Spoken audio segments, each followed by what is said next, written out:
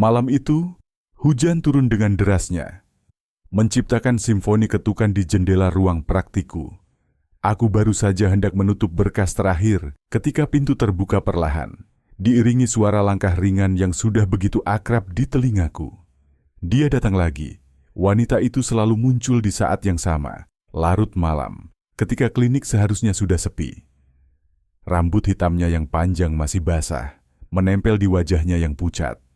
Bibirnya selalu terkatup rapat, seakan menahan banyak rahasia yang enggan ia bagikan kepada dunia. Aku menghela napas pelan, mencoba menenangkan debaran jantungku. "Silakan duduk," ujarku, menyembunyikan kegelisahan yang selalu muncul tiap kali ia hadir. Dia melangkah mendekat, duduk di kursi yang sama seperti biasanya. Matanya, sepasang obsidian yang tajam, menatapku, penuh dengan sesuatu yang tak bisa kutafsirkan dengan mudah. Bukan ketakutan, bukan pula kepasrahan, tapi lebih kepada permohonan yang tak terucapkan. "Luka lama itu belum sembuh?" tanyaku, merujuk pada memar samar di pergelangan tangannya yang masih terlihat, meski ia berusaha menyembunyikannya dengan lengan bajunya. Dia tersenyum tipis, lalu menggeleng. "Aku baik-baik saja." Aku ingin membantahnya, ingin memberitahunya bahwa aku tahu ia berbohong. Luka-luka itu bukan sesuatu yang terjadi karena kecelakaan biasa. Tapi aku juga tahu, jika aku menekan terlalu keras, dia akan pergi, dan mungkin tak akan pernah kembali. Jadi, aku hanya mengangguk dan mulai memeriksa kesehatannya, memastikan tidak ada yang lebih serius. Saat ujung jariku menyentuh kulitnya, aku bisa merasakan betapa dinginnya dia. Apakah karena hujan? Atau karena sesuatu yang lebih dalam dari sekadar cuaca buruk? "Dokter," dia berbisik tiba-tiba, membuatku menghentikan gerakan tanganku. Aku menatapnya. "Ya?" Dia menggigit bibirnya, seakan ragu untuk mengungkapkan sesuatu yang sudah lama ia pendam. Lalu, dengan suara nyaris tak terdengar, dia berkata, "Bisakah aku tetap di sini sebentar, hanya sampai hujan reda?" Aku tahu. Ini bukan hanya tentang hujan. Ini tentang tempat yang harus ia datangi setelah ini. Tempat yang entah mengapa selalu membuatnya kembali kepadaku dengan luka-luka baru. Aku menarik napas dalam, lalu tersenyum kecil. Tentu, aku juga butuh teman untuk malam ini. Dia tersenyum, kali ini lebih tulus. Dan untuk sesaat, aku membayangkan bagaimana jika suatu hari dia datang, bukan karena luka, bukan karena hujan, tapi karena dia ingin berada di sini, bersamaku. Mungkin malam itu akan datang. Atau mungkin aku yang harus memperjuangkannya.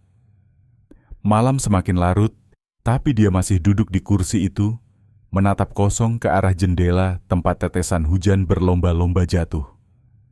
Aku mengamatinya dalam diam, memperhatikan gerakan kecil yang ia lakukan.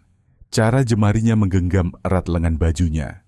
Bagaimana napasnya sedikit gemetar saat hembusan angin masuk lewat celah pintu. "Kau tidak harus kembali ke sana, jika tidak ingin," kataku akhirnya, suara nyaris tenggelam oleh suara gemuruh hujan. Dia menoleh, dan untuk pertama kalinya, aku melihat sesuatu dalam matanya yang biasanya tersembunyi, ketakutan. "Aku tidak punya pilihan," bisiknya. "Mereka akan mencariku." "Mereka?" Aku mengerutkan dahi. "Siapa mereka?" Dia tidak menjawab, hanya menundukkan kepala. Namun aku sudah melihat cukup banyak untuk tahu bahwa ada sesuatu yang lebih besar dari sekadar luka fisik yang selama ini kubantu rawat. Aku mendekat, duduk di depannya. "Kau bisa mempercayaiku." Dia mengangkat wajahnya dan sesuatu yang asing muncul di dalam diriku. Dorongan untuk melindunginya. Untuk menariknya ke dalam pelukanku dan berjanji bahwa tidak ada yang akan menyakitinya lagi. Malam itu berlalu dalam keheningan. Saat hujan mulai mereda, dia akhirnya berdiri. "Aku harus pergi," katanya pelan. Aku ingin menghentikannya, tapi aku tahu dia belum siap. Jadi aku hanya mengangguk. "Hati-hati." Dia tersenyum samar sebelum melangkah keluar pintu. Dan aku berdiri di sana. menatap punggungnya yang perlahan, menghilang dalam gelap. Namun di dalam hatiku, aku tahu ini bukan akhir. Aku akan menemukannya kembali, dan kali ini aku tidak akan membiarkannya pergi. Beberapa malam kemudian, suara langkah yang sama kembali terdengar. Pintu terbuka dan dia berdiri di sana. Namun kali ini wajahnya lebih lelah, lebih putus asa. Ada luka baru di sudut bibirnya, samar dalam cahaya redup. Tanpa berpikir, aku menariknya masuk dan menutup pintu. Katakan padaku siapa mereka, bisikku, nada suaraku lebih tajam dari sebelumnya. Dia terisak pelan lalu menggeleng. Aku takut. Aku meraih tangannya, jemariku menggenggamnya erat. Aku di sini. Aku tidak akan membiarkan siapapun menyakitimu lagi. Matanya berkabut oleh air mata yang tertahan. Lalu, dengan suara nyaris tak terdengar dia berkata, "Kalau begitu, jangan biarkan aku pergi." Jantungku berdebar kencang. Aku menariknya lebih dekat, merasakan detak jantungnya yang berpacu cepat. Aku tahu, malam ini segalanya akan berubah.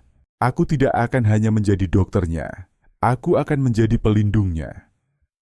Dan mungkin sesuatu yang lebih. Namun malam itu belum selesai. Beberapa jam kemudian, suara ketukan keras di pintu klinik menggema, membuat kami berdua menegang. Dia mencengkeram lenganku, matanya melebar ketakutan. "Mereka menemukanku," bisiknya gemetar. Aku segera berdiri, berjalan menuju pintu. Sebelum membukanya, aku menoleh ke arahnya. "Percayalah padaku." Dengan napas tertahan, aku membuka pintu perlahan. Seorang pria bertubuh kekar berdiri di sana. Ekspresinya keras dan tak bersahabat. "Kau menyembunyikannya," katanya tanpa basa-basi. Aku tidak menjawab, hanya menatapnya tajam. Adrenalin mengalir deras dalam tubuhku. Aku tahu satu hal dengan pasti. Aku tidak akan membiarkan mereka membawanya pergi. Dan malam itu aku tahu. Aku baru saja melibatkan diriku dalam sesuatu yang jauh lebih berbahaya dari yang pernah kubayangkan. Malam itu, setelah pria bertubuh kekar itu pergi dengan ancaman yang menggantung di udara, aku menutup pintu dengan hati berdebar. Aku menoleh ke arahnya, wanita yang kini menjadi pusat dari segala kekacauan ini. Dia masih duduk di kursi, tubuhnya gemetar, matanya penuh ketakutan. Aku tidak ingin membahayakanmu," bisiknya, suaranya hampir tak terdengar. Aku mendekatinya, berlutut di depannya dan meraih tangannya. "Kau tidak membahayakan siapapun. Aku yang memilih untuk melindungimu. Tapi aku perlu tahu siapa mereka dan apa yang sebenarnya terjadi." Dia menatapku, air mata mengalir di pipinya. Mereka adalah bagian dari sesuatu yang lebih besar. Sesuatu yang tidak bisa kulepaskan begitu saja. Aku terjebak dan aku tidak tahu bagaimana cara keluar. Aku menghela napas, mencoba memahami situasi yang semakin rumit ini. Apakah mereka memerasmu? Atau apakah kau terlibat dalam sesuatu yang berbahaya? Dia mengangguk pelan. Aku terlibat dalam sesuatu yang tidak bisa kutinggalkan. Mereka memegang sesuatu yang sangat penting bagiku. Jika aku mencoba melarikan diri, mereka akan menghancurkannya. Aku merasakan sakit di dadaku, membayangkan betapa berat beban yang harus dia tanggung sendirian selama ini. Apa yang mereka pegang? Dia menunduk seakan malu. Keluargaku, mereka menyandera keluargaku. Jika aku tidak menuruti perintah mereka, mereka akan menyakiti mereka. Aku mengepalkan tangan, rasa marah dan frustrasi memenuhi diriku. Kita harus melaporkan ini ke polisi. Mereka tidak bisa terus menerormu seperti ini. Dia menggeleng cepat, matanya penuh kepanikan. Tidak, mereka punya orang di mana-mana. Jika kita melibatkan polisi, mereka akan tahu, dan keluargaku akan. Aku tidak bisa mengambil risiko itu. Aku menghela napas dalam, mencoba menenangkan diriku. Baiklah, kita akan mencari cara lain. Tapi kau tidak bisa terus seperti ini. Kau tidak bisa terus terluka dan hidup dalam ketakutan. Dia menatapku, matanya penuh harapan yang rapuh. Apa yang harus kita lakukan? Aku berpikir sejenak, mencoba mencari solusi yang mungkin. Pertama, kita perlu tempat yang aman untukmu. Kau tidak bisa terus kembali ke mereka.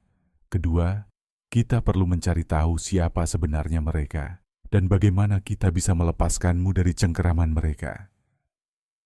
Dia mengangguk pelan, seakan mencoba mempercayai rencanaku.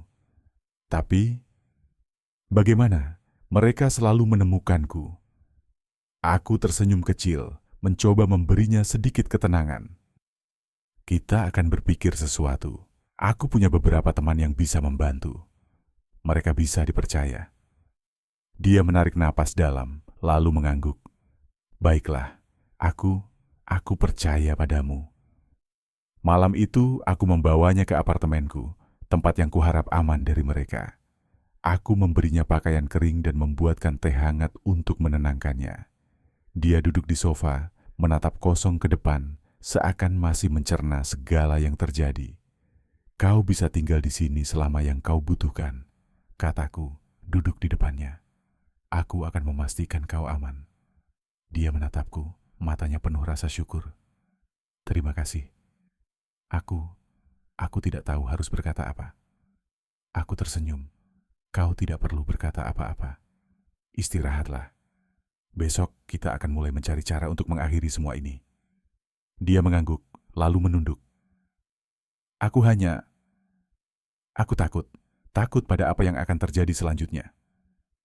Aku meraih tangannya, menggenggamnya erat. Aku di sini, dan aku tidak akan membiarkan siapapun menyakitimu lagi. Dia tersenyum kecil, dan untuk pertama kalinya, aku melihat secercah harapan dalam matanya. Mungkin bersama-sama kita bisa menemukan jalan keluar dari kekacauan ini. Namun di balik semua itu, aku tahu bahwa bahaya masih mengintai. Mereka tidak akan berhenti begitu saja, dan aku harus siap untuk menghadapi apapun yang akan datang. Malam itu, saat dia akhirnya tertidur di sofa, aku duduk di dekat jendela, menatap hujan yang masih turun dengan deras. Aku tahu, perjalanan ini baru saja dimulai, dan aku harus kuat, tidak hanya untuk diriku sendiri, tapi juga untuknya. Karena sekarang, dia bukan lagi hanya pasienku. Dia adalah seseorang yang sangat berarti bagiku, dan aku akan melakukan apapun untuk melindunginya. Beberapa hari berlalu, dan kami mulai merencanakan langkah-langkah kecil untuk melawan mereka yang mengancamnya. Aku menghubungi beberapa teman lama yang memiliki pengalaman dalam menangani situasi rumit seperti ini. Mereka setuju untuk membantu, meski dengan risiko yang besar. Dia, yang kini kusebut dengan nama samaran Lia, untuk melindungi identitasnya, mulai sedikit terbuka tentang masa lalunya. Dia bercerita tentang bagaimana dia terjerat dalam jaringan yang dipimpin oleh orang-orang tak bermoral itu. Mereka memanfaatkan kelemahannya, mengancam keluarganya, dan memaksanya melakukan hal-hal yang tidak dia inginkan. Setiap kali aku mencoba melawan, mereka mengirimkan fotonya. Fotonya dengan luka-luka. Bisik Lia suatu malam, matanya berkaca-kaca. Aku tidak tahan melihatnya. Aku tidak punya pilihan. Aku meraih tangannya, mencoba menenangkannya. Kita akan menemukan cara untuk menyelamatkan keluargamu. Tapi pertama, kita harus memastikan kau aman dulu. Lia mengangguk, tapi aku bisa melihat keraguan di matanya. Dia masih takut, dan siapa yang bisa menyalahkannya? Ancaman itu nyata, dan kami berdua tahu bahwa satu kesalahan kecil bisa berakibat fatal. Suatu pagi, temanku yang bernama Rian menghubungiku. Dia adalah mantan detektif swasta yang sekarang bekerja sebagai konsultan keamanan. Aku sudah melacak beberapa informasi, katanya melalui telepon. Tapi ini tidak mudah. Mereka punya jaringan yang luas, dan mereka sangat berhati-hati. Apakah ada celah? Tanyaku, berharap ada sedikit harapan. Ada satu hal, jawab Rian. Mereka punya basis operasi di sebuah gudang tua di pinggiran kota. Jika kita bisa menyusup ke sana, mungkin kita bisa menemukan sesuatu yang bisa digunakan untuk melawan mereka. Aku menghela napas. Itu berisiko, tapi kami tidak punya banyak pilihan. Baiklah, aku akan bicarakan dengan Lia. Ketika aku memberitahu Lia tentang rencana itu, dia terlihat sangat ketakutan. Itu terlalu berbahaya, katanya. Jika mereka menangkapmu, kita tidak punya pilihan lain, kataku mencoba meyakinkannya. Ini satu-satunya cara untuk menyelamatkan keluargamu dan mengakhiri semua ini. Lia menatapku lama, lalu akhirnya mengangguk. Baiklah, tapi aku tidak mau kau pergi sendirian. Aku tersenyum kecil. Kau tidak perlu khawatir, aku tidak akan sendirian. Malam itu kami berencana untuk menyusup ke gudang itu. Rian dan beberapa temannya akan membantu kami. Kami tahu ini berisiko, tapi kami juga tahu bahwa ini mungkin satu-satunya kesempatan kami untuk mengakhiri teror yang menghantui Lia. Saat kami bersiap untuk berangkat, Lia tiba-tiba meraih tanganku. Aku tidak tahu bagaimana berterima kasih padamu, katanya suaranya gemetar. Aku memandangnya, mencoba menenangkannya. Kita akan melewati ini bersama, aku janji. Dia mengangguk, tapi aku bisa melihat ketakutan yang masih tersisa di matanya. Aku tahu malam ini akan menjadi malam yang menentukan. Entah kami akan berhasil atau semuanya akan berakhir dengan bencana. Kami tiba di dekat gudang itu tepat saat matahari terbenam. Rian dan timnya sudah menunggu di sana, bersiap dengan peralatan yang mereka butuhkan. Kita harus bergerak cepat, kata Rian. Mereka punya sistem keamanan yang ketat, tapi aku sudah mematikan beberapa kamera. Kita punya waktu sekitar 30 menit sebelum mereka menyadari ada yang tidak beres. Aku mengangguk, mencoba menenangkan debaran jantungku. Lia berdiri di sampingku, tangannya menggenggam erat tanganku. Aku di sini, bisikku padanya. Jangan lepaskan tanganku. Kami mulai bergerak menyusup ke dalam gudang dengan hati-hati. Suasana di dalam gelap dan sunyi hanya diterangi oleh lampu-lampu redup yang menggantung di langit-langit. Aku bisa merasakan ketegangan di udara dan setiap langkah terasa seperti berjalan di atas ranjau. Tiba-tiba, suara langkah kaki terdengar dari kejauhan. Kami berhenti, mencoba mencari sumber suara itu. Rian memberi isyarat untuk bersembunyi, dan kami dengan cepat melompat ke balik beberapa kotak besar. Seorang pria bertubuh besar berjalan melewati kami, berbicara melalui radio di tangannya. Semua aman di sini, tidak ada yang mencurigakan. Aku menahan napas, berharap dia tidak melihat kami. Setelah beberapa saat yang terasa seperti selamanya, pria itu akhirnya pergi, dan kami bisa melanjutkan perjalanan kami. Kami akhirnya tiba di ruang kontrol, tempat di mana Rian percaya kami bisa menemukan informasi yang kami butuhkan. Rian dengan cepat mulai bekerja pada komputer di sana, mencoba membuka file-file yang terkunci. Kita tidak punya banyak waktu, bisiknya. Mereka akan segera menyadari ada yang tidak beres. Aku menatap Lia, yang terlihat sangat tegang. Kita hampir sampai. Bisikku padanya, mencoba menenangkannya. Tiba-tiba, alarm berbunyi, memecah keheningan. Suara orang-orang berteriak dan langkah kaki yang cepat terdengar dari kejauhan. Rian mengutuk pelan. Mereka tahu kita di sini. Kita harus pergi, sekarang. Kami berlari keluar dari ruang kontrol, mencoba mencari jalan keluar. Tapi sebelum kami bisa mencapai pintu, sekelompok pria bersenjata muncul, menghalangi jalan kami.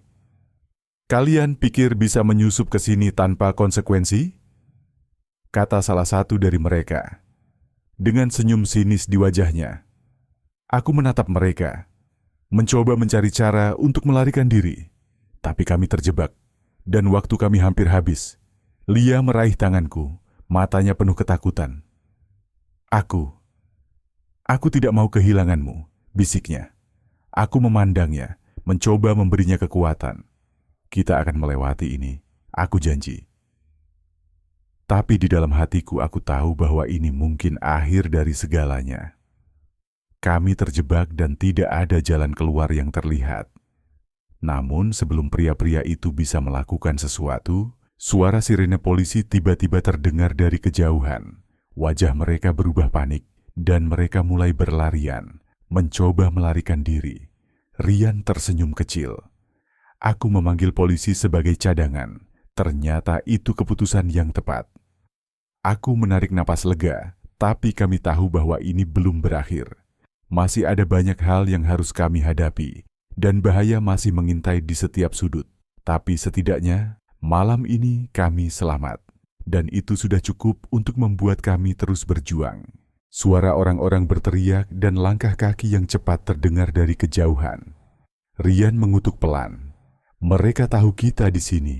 Kita harus pergi, sekarang.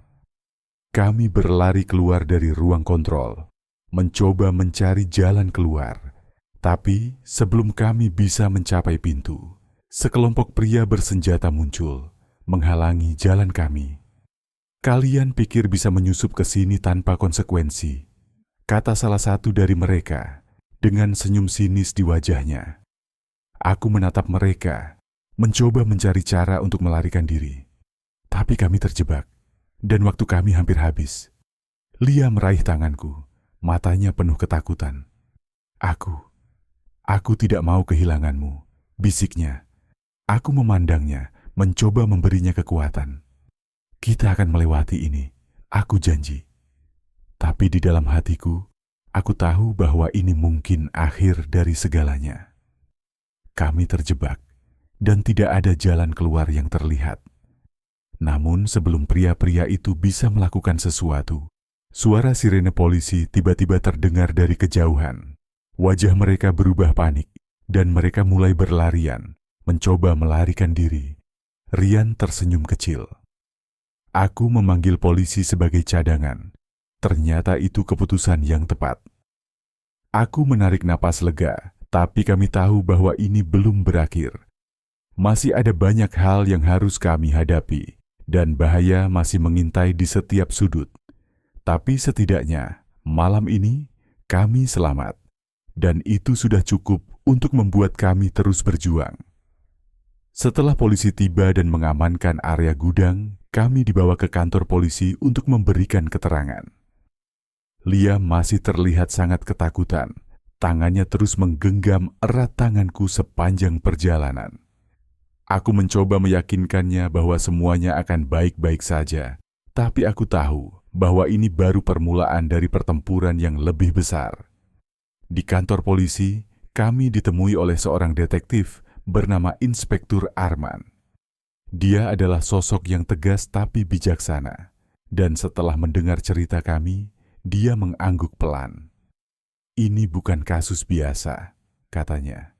Kami sudah lama mencoba menjatuhkan jaringan ini, tapi mereka selalu punya cara untuk meloloskan diri. Apakah ada yang bisa kami lakukan? Tanyaku, berharap ada solusi yang bisa membuat Lia dan keluarganya aman. Inspektur Arman menatap kami dengan serius. Kami butuh bukti yang kuat. Jika kalian bisa membantu kami mengumpulkan lebih banyak informasi, kami bisa menangkap mereka dan memastikan mereka tidak bisa lagi mengancam kalian. Lia mengangguk pelan. Aku punya beberapa informasi, tapi aku tidak tahu apakah itu cukup. Segala informasi bisa membantu, kata Inspektur Arman. Tapi kalian harus siap, karena ini akan sangat berisiko. Aku memandang Lia, mencoba membaca ekspresinya. Dia terlihat ragu, tapi aku tahu bahwa ini mungkin satu-satunya cara untuk mengakhiri semua ini. Kita harus mencoba, bisikku padanya. Aku akan bersamamu setiap langkahnya. Lia menarik napas dalam, lalu mengangguk. Baiklah, aku akan membantu. Selama beberapa hari berikutnya, kami bekerja sama dengan polisi untuk mengumpulkan bukti dan informasi tentang jaringan itu. Lia memberikan semua yang dia tahu, termasuk nama-nama orang yang terlibat dan lokasi-lokasi penting yang mereka gunakan. Setiap informasi yang dia berikan membawa kami selangkah lebih dekat untuk menjatuhkan mereka, tapi juga membuat kami semakin terancam. Suatu malam, saat kami sedang bersiap untuk tidur di apartemenku, tiba-tiba ada suara ketukan keras di pintu. Aku dan Lia saling memandang. Ketakutan terpancar di mata kami. "Jangan buka," bisik Lia. Suaranya gemetar. Aku mengangguk, tapi sebelum aku bisa melakukan sesuatu, pintu tiba-tiba terbuka dengan paksa. Beberapa pria bertopeng masuk ke dalam, senjata di tangan mereka. "Kami diperintahkan untuk membawanya," kata salah satu dari mereka, menunjuk ke arah Lia. Aku berdiri di depan Lia, mencoba melindunginya. "Kalian tidak akan membawanya." Pria itu tertawa sinis. "Kau pikir kau bisa menghentikan kami?" Aku tahu ini situasi yang berbahaya, tapi aku tidak punya pilihan. Aku harus melindungi Lia, tidak peduli apapun yang terjadi. "Jika kalian ingin membawanya, kalian harus melewati aku dulu." Pria-pria itu saling memandang, lalu salah satu dari mereka mengangkat senjatanya. Tapi sebelum dia bisa melakukan sesuatu, suara sirene polisi tiba-tiba terdengar dari kejauhan. Wajah mereka berubah panik, dan mereka segera berlarian keluar dari apartemen.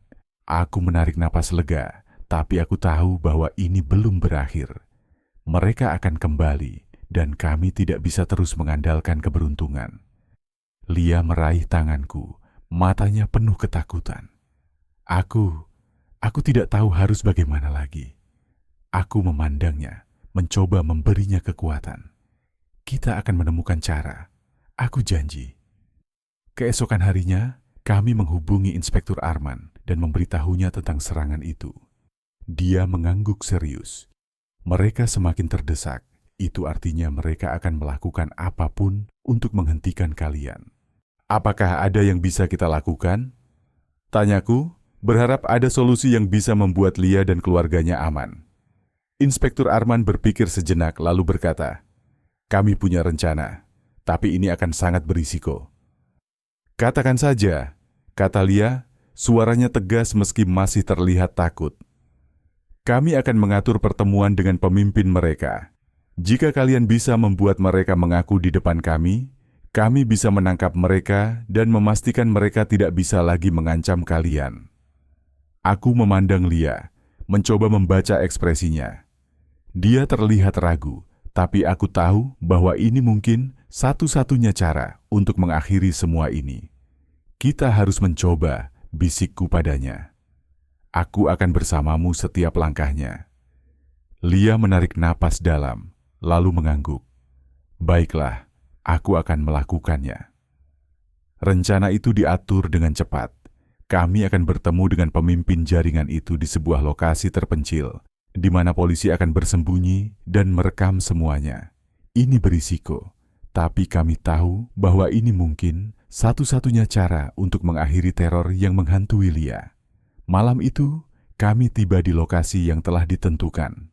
Udara terasa tegang, dan setiap langkah terasa seperti berjalan di atas ranjau. Lia menggenggam erat tanganku, matanya penuh ketakutan. "Kita akan melewati ini," bisikku padanya, mencoba menenangkannya. Dia mengangguk, tapi aku bisa melihat keraguan di matanya. Kami berdua tahu bahwa ini mungkin akhir dari segalanya. Tiba-tiba, sekelompok pria muncul dari kegelapan, mengelilingi kami. Salah satu dari mereka, seorang pria bertubuh besar dengan wajah yang dingin, melangkah mendekat. "Kau pikir kau bisa mengkhianati kami?" katanya, menatap Lia dengan mata penuh kebencian. Lia menatapnya, mencoba memberanikan diri. Aku tidak mau lagi terlibat dalam semua ini." Pria itu tertawa sinis. "Kau tidak punya pilihan." Aku berdiri di depan Lia, mencoba melindunginya. "Dia tidak akan kembali ke kalian." Pria itu menatapku, matanya penuh ancaman. "Kau tidak tahu apa yang kau hadapi." Tiba-tiba, suara sirene polisi terdengar, dan Inspektur Arman serta timnya muncul. mengelilingi kami. "Sudah cukup," kata Inspektur Arman.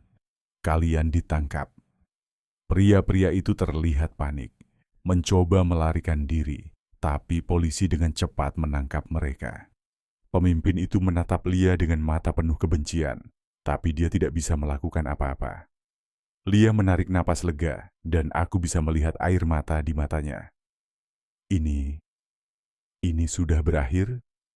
Aku memandangnya, mencoba memberinya kekuatan. Ini baru permulaan, tapi kita akan melewati ini bersama. Dia mengangguk, dan untuk pertama kalinya, aku melihat secercah harapan dalam matanya. Mungkin setelah semua ini, dia akhirnya bisa menemukan kedamaian yang selama ini dia cari. Tapi kami berdua tahu bahwa ini belum benar-benar berakhir. Masih ada banyak hal yang harus kami hadapi, dan bahaya masih mengintai di setiap sudut. Tapi setidaknya, malam ini kami selamat. Dan itu sudah cukup untuk membuat kami terus berjuang. Setelah penangkapan pemimpin jaringan itu, kami pikir semuanya akan berakhir. Tapi ternyata itu hanya awal dari sesuatu yang lebih gelap. Malam itu saat kami kembali ke apartemen, suasana terasa berbeda. Udara dingin menusuk tulang, dan ada perasaan was-was yang tak bisa kuhilangkan. Lia masih menggenggam tanganku erat, tapi kali ini aku bisa merasakan getaran ketakutan yang lebih dalam dari dirinya. "Kau baik-baik saja?" tanyaku, mencoba menenangkannya. Dia mengangguk, tapi matanya masih menatap kosong ke depan. Aku merasa seperti ada yang mengawasi kita. Aku mengerutkan kening, mencoba mengabaikan perasaan tidak enak itu. "Mungkin hanya imajinasimu. Kita sudah melewati yang terburuk." Tapi aku salah. Keesokan harinya saat aku bangun, Lia sudah tidak ada di sampingku. Aku segera panik, mencari-carinya di seluruh apartemen. Tapi dia hilang. Hanya secarik kertas yang tertinggal di atas meja, dengan tulisan singkat, "Jika kau ingin dia kembali, datanglah sendirian. Jangan libatkan polisi." Jantungku berdebar kencang. Mereka berhasil menculiknya. Tapi bagaimana? Kami pikir semua ancaman sudah berakhir. Aku segera menghubungi Inspektur Arman, tapi sebelum aku bisa menjelaskan situasinya, dia sudah berbicara dengan suara tegas. "Kami menemukan sesuatu. Jaringan itu lebih besar dari yang kita kira. Mereka punya orang di dalam kepolisian. Itu sebabnya mereka selalu selangkah lebih depan." Aku merasa dunia berputar. Jadi apa yang harus kulakukan? Mereka meminta aku datang sendirian. "Jangan," kata Inspektur Arman tegas. "Ini jebakan. Mereka ingin menghabisi kalian berdua." Tapi aku tidak bisa hanya duduk diam. Lia ada di tangan mereka, dan aku tidak bisa membayangkan apa yang akan mereka lakukan padanya. "Aku tidak punya pilihan," bisikku. "Aku harus menyelamatkannya." Inspektur Arman menghela napas. "Baiklah, tapi biarkan kami membantumu. Kami akan mengatur rencana. Kau tidak bisa melakukan ini sendirian." Aku mengangguk, meski di dalam hatiku aku tahu bahwa ini akan sangat berisiko. Tapi untuk Lia, aku akan melakukan apapun. Malam itu aku pergi ke lokasi yang ditentukan, sebuah gudang tua di pinggiran kota yang lain. Udara terasa berat dan langit gelap tanpa bintang. Aku membawa perlengkapan sederhana yang diberikan oleh Inspektur Arman, sebuah alat pelacak dan senjata kecil untuk berjaga-jaga. Tapi aku tahu, jika ini adalah jebakan, mungkin itu tidak akan cukup. Saat aku masuk ke dalam gudang, suasana sunyi yang mencekam menyambutku. Cahaya redup dari lampu gantung yang rusak menciptakan bayangan-bayangan menyeramkan di dinding. Aku berjalan perlahan, mencoba mendeteksi keberadaan Lia atau siapapun yang menunggu. Tiba-tiba, suara tertawa dingin menggema di ruangan itu. "Kau benar-benar datang sendirian. Sungguh heroik." Aku menoleh ke arah suara itu dan melihat seorang pria bertubuh tinggi dengan wajah yang dingin dan penuh kebencian. Dia bukan pemimpin yang sebelumnya ditangkap. Ini adalah seseorang yang lebih tinggi dalam hierarki. "Di mana Lia?" Tanyaku, mencoba menjaga suaraku tetap tenang. Pria itu tersenyum sinis. Oh, dia aman. Untuk sekarang. Dia memberi isyarat, dan dua orang pria membawa Lia ke tengah ruangan. Dia terlihat pucat dan ketakutan, tapi setidaknya dia masih utuh. Matanya menemukanku, dan aku bisa melihat campuran rasa lega dan ketakutan di dalamnya. Lepaskan dia, kataku, mencoba menahan amarah yang mulai memuncak. Pria itu tertawa lagi. Kau pikir kau bisa memerintahku? Kau hanya seorang dokter yang terlalu nekat. Aku mengepalkan tangan, mencoba mencari cara untuk menyelamatkan Lia. Tapi sebelum aku bisa melakukan sesuatu, pria itu tiba-tiba menarik pistol dan mengarahkannya ke arahku. Kau punya dua pilihan, pergi dari sini dan lupakan dia, atau mati bersamanya. Aku menatapnya, mencoba mencari celah. Tapi di saat yang sama, aku juga merasakan sesuatu yang aneh. Ada sesuatu yang tidak beres dengan situasi ini. Kenapa mereka membiarkanku masuk begitu mudah? Kenapa mereka tidak langsung menghabisi kami? Tiba-tiba, suara Inspektur Arman terdengar dari belakangku. Sudah cukup. Pria itu terkejut, dan dalam sekejap, polisi muncul dari segala penjuru, mengelilingi mereka. Tapi pria itu hanya tersenyum, seakan sudah mengantisipasi ini. Kau pikir kau bisa menghentikan kami? Katanya sebelum menekan tombol di tangannya. Ledakan keras mengguncang gudang, dan asap tebal memenuhi ruangan. Aku berlari ke arah Lia, mencoba melindunginya dari reruntuhan yang mulai jatuh. Kita harus keluar dari sini, teriakku. Tapi sebelum kami bisa bergerak, pria itu muncul lagi, kali ini dengan senyum yang lebih mengerikan. Kalian tidak akan pergi kemana-mana. Aku meraih senjata kecil yang kubawa, tapi dia terlalu cepat. Dia menendang senjataku, dan aku terjatuh ke lantai. Lia berteriak, mencoba membantuku, tapi dia ditahan oleh pria-pria lain. Kau pikir kau bisa mengalahkan kami, kata pria itu mendekatiku dengan langkah yang tenang. Kau hanya seorang dokter. Kau tidak punya tempat di dunia ini. Tapi sebelum dia bisa melakukan sesuatu, tiba-tiba suara tembakan terdengar, dan pria itu terjatuh ke lantai. Aku menoleh dan melihat Rian berdiri di sana, senjata di tangannya. Kau terlambat, katanya dengan senyum kecil. Aku menarik napas lega, tapi kami tahu bahwa ini belum berakhir. Asap masih tebal, dan kami harus segera keluar dari sini. Aku meraih tangan Lia, dan kami berlari keluar dari gudang, diikuti oleh Rian dan beberapa polisi. Saat kami keluar, aku melihat Inspektur Arman sedang mengatur evakuasi. Kalian berdua baik-baik saja, tanyanya. Aku mengangguk, meski masih terengah-engah. Kita harus mengakhiri ini, mereka terlalu berbahaya. Inspektur Arman mengangguk. Kami sudah mengumpulkan cukup bukti. Tapi kalian berdua harus bersembunyi sampai semuanya aman. Aku memandang Lia yang masih terlihat syok. Aku akan melindunginya, kataku dengan tegas. Malam itu, kami dibawa ke tempat aman, sebuah rumah kecil di pedesaan yang dijaga ketat oleh polisi. Lia masih diam, matanya kosong, seakan masih mencerna semua yang terjadi. Aku duduk di sampingnya, meraih tangannya. Kau aman sekarang, bisikku. Aku di sini. Dia menatapku, dan untuk pertama kalinya, aku melihat air mata mengalir di pipinya. Aku tidak tahu harus bagaimana lagi. Aku lelah dengan semua ini. Aku menariknya ke dalam pelukanku, merasakan betapa rapuhnya dia. Kita akan melewati ini bersama. Aku janji. Dia menangis di bahuku, dan aku bisa merasakan betapa berat beban yang dia tanggung selama ini. Aku tahu, ini bukan hanya tentang menyelamatkannya dari bahaya fisik. Ini juga tentang menyembuhkan luka di hatinya. Beberapa hari berlalu, dan kami mulai merasakan sedikit kedamaian. Tapi di balik semua itu, aku tahu bahwa bahaya masih mengintai. Jaringan itu belum sepenuhnya hancur, dan mereka tidak akan berhenti sampai mereka mendapatkan apa yang mereka inginkan. Suatu malam saat kami duduk di beranda rumah kecil itu, Lia tiba-tiba berbicara. Aku tidak pernah mengira akan menemukan seseorang seperti kamu, katanya, suaranya lembut.